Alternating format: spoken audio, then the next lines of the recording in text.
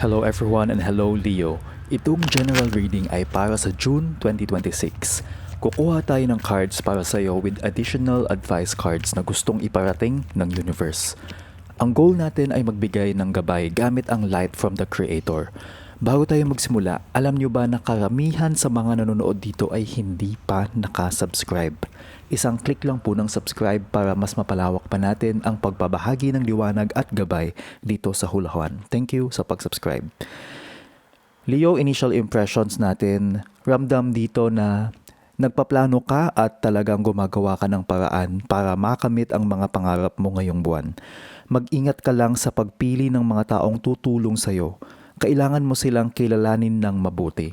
Huwag kang masyadong maging kampante sa mga aksyon mo at mag-focus ka lang sa mga priority mo. Importante rin na tandaan mo na ang konting success na nararanasan mo ay hindi dapat maging dahilan para lumaki ang ulo mo. Manatiling humble habang umaakyat ka sa tagumpay. Ang iyong determinasyon ang magdadala sa iyo sa rurok. Basta't marunong kang tumingin sa pinanggalingan mo. You have the Ace of Cups reversed. Dati parang dumaan ka sa isang panahon kung saan naging tuyot at ang iyong emosyon o pakiramdam mo ay hindi naging sapat ang pagmamahal na natanggap mo. Ang Ace of Cups reverse ay card ng emotional na pagkakaraos o kaya naman ay yung pakiramdam na parang nawalan ka ng gana sa mga bagay na dati ay nagpapasaya sa'yo. Baka may hinarap kang lungkot o rejection na talagang nagpabigat sa loob mo. Siguro noong nakaraang buwan o taon, naging mahirap para sa'yo na ibukas ang puso mo dahil sa mga nakaraang sakit. Naging blocked ang iyong creativity at pati na ang iyong pakikipag-ugnayan sa ibang tao dahil pinili mong i-lock ang iyong nararamdaman para hindi na masaktan. Ang past mo ay naging kwento ng paghilom sa gitna ng emosyonal na kawalan. Ngayon, tinitignan mo ang panahong yun at na-realize mo na kailangan mong dumaan sa dilim para mas mapahalagahan ang liwanag. Ang kawalan mo ng overflowing love noon ang nagturo sa iyo ng naalagaan ang sarili mo muna. Gamitin mo ang lesson na ito para hindi ka na muling maubos sa mga sitwasyong hindi naman worth it ang iyong energy. You have the Three of Wands. Sa kasalukuyan, eto ka at nakatingin sa malayo. Nagpaplano para sa iyong kinabukasan. Ang Three of Wands ay card ng expansion at foresight. Ibig sabihin, handa ka ng palawakin ang iyong horizons at subukan ang mga bagay na bago sa iyo. Ramdam mo na ang iyong mga itinanim noon ay nagsisimula na talagang tumubo at hinihintay mo na lang ang pagdating ng iyong mga barko. Ito yung energy kung saan hindi ka lang basta naghihintay. Aktibo kang nag-aabang ng mga opportunities na magdadala sa iyo sa mas mataas na level. May kumpiyansa ka na sa iyong mga plano at alam mong nasa tamang direksyon ka. Maging bukas ka sa mga alok na dumarating mula sa malalayong lugar o sa mga taong bago sa iyong paningin dahil ito ang iyong pinto patungo sa pag-unlad ngayong June. Huwag mong hayaan ang iyong pag-aabang ay maging dahilan ng iyong pagkainip. Ang present mo ay tungkol sa pagiging strategic at sa pagkakaroon ng malawak na pananaw sa buhay. Kapag napanatili mo ang ganitong focus, mas mabilis mong makikita ang bunga ng iyong paghihirap na paparating na sa iyong dalampasigan. You have the Two of Cups here. Ang energy na darating sa iyo ay ang pagkakaroon ng isang napakagandang koneksyon o partnership na puno ng harmony. Ito ang card ng mutual attraction at balance, kung saan makakahanap ka ng taong kapantay mo ang energy at goals. Maaaring ito ay isang bagong pag-ibig o kaya naman ay isang business partnership na talagang magiging successful. May potential na maramdaman mo ang saya ng pakikipag-ugnayan ng tapat at malalim sa ibang tao. Ito yung energy kung saan ang iyong puso ay muling bubukas para sa pakikipagtulungan at pagmamahal pagkatapos ng matagal na panahon ng pagiging mailap. Ang universe ay nag-aayos ng isang divine meeting para sa iyo na magbibigay ng kulay at ligaya sa iyong buhay. Maging handa na tanggapin ang alok ng pakikipag-isa nang walang pag-aalinlangan. Ang energy na ito ay nagpapaalala na mas madali ang biyahe kung may katuwang ka na tunay na nakakaunawa sa iyo. Sa dulo, ang iyong emotional na stability ay lalong titibay dahil sa suporta na matatanggap mo mula sa tamang tao. You have the Six of Wands reversed. Ang payo sa iyo dito, Leo, ay huwag kang masyadong kampante sa iyong mga aksyon at huwag mong hayaang lumaki ang ulo mo. Ito yung nagsasabi sa iyo na maging maingat sa false pride o sa pakiramdam na ikaw na ang pinakamagaling sa lahat.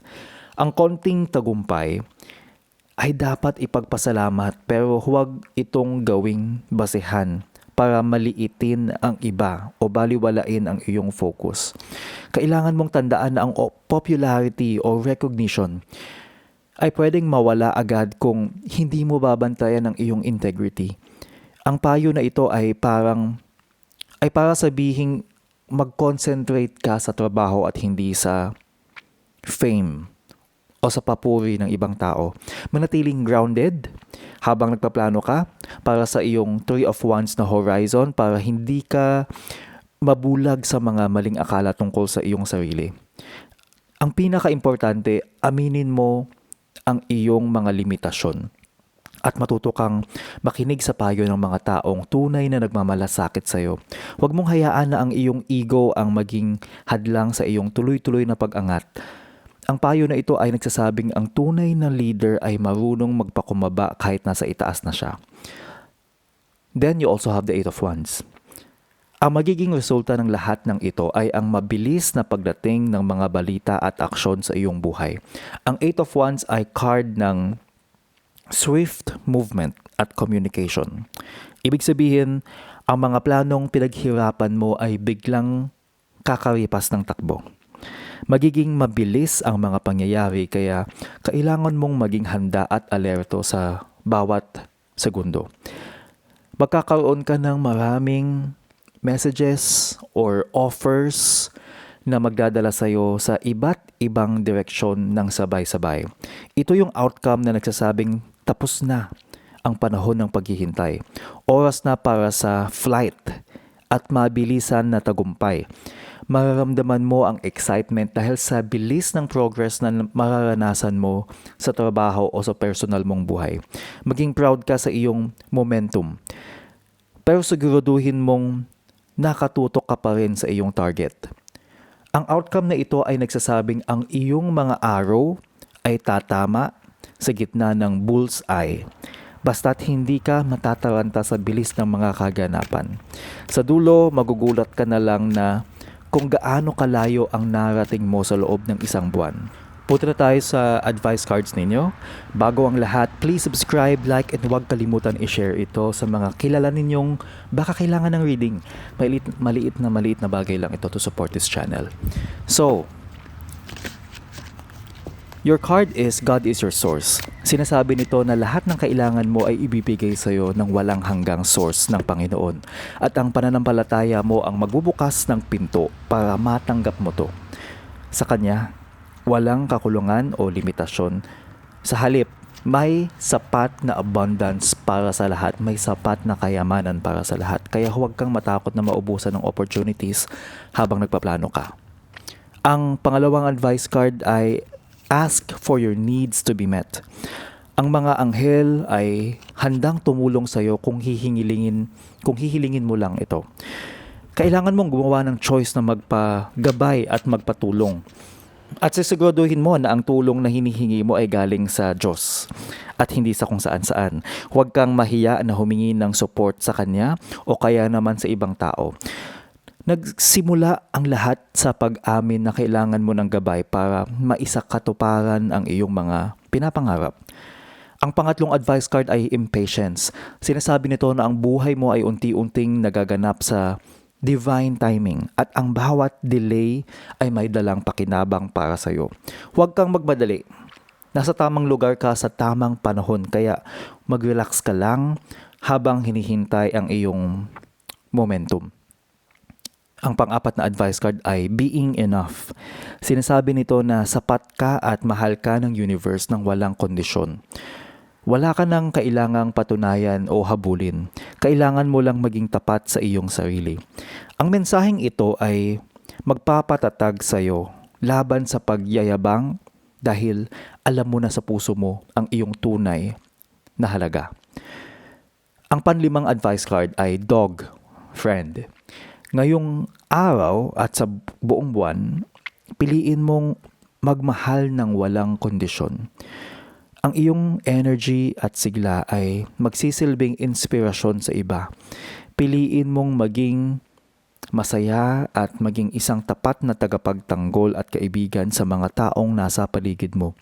Lalo na't may potential two of cups na partnership na darating. You also have eagle mastery. Ikaw ay nasa isang spiritual na journey na lampas pa sa abot ng iyong paningin. Bitawan mo na ang nakaraan at hayaan mong ang iyong kaluluwa ay lumipad pa itaas. Gabay ka ng hangin ng Diyos.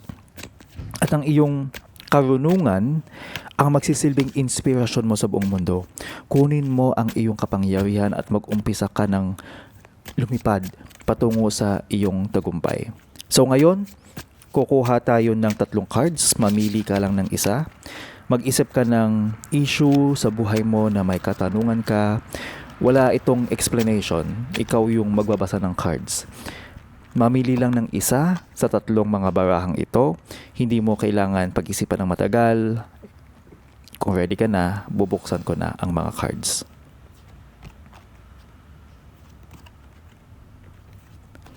Yan ang reading ninyo. Always remember sa lahat ng gagawin mong desisyon, dapat mabuti ang iyong intensyon. See you sa next hulahuan.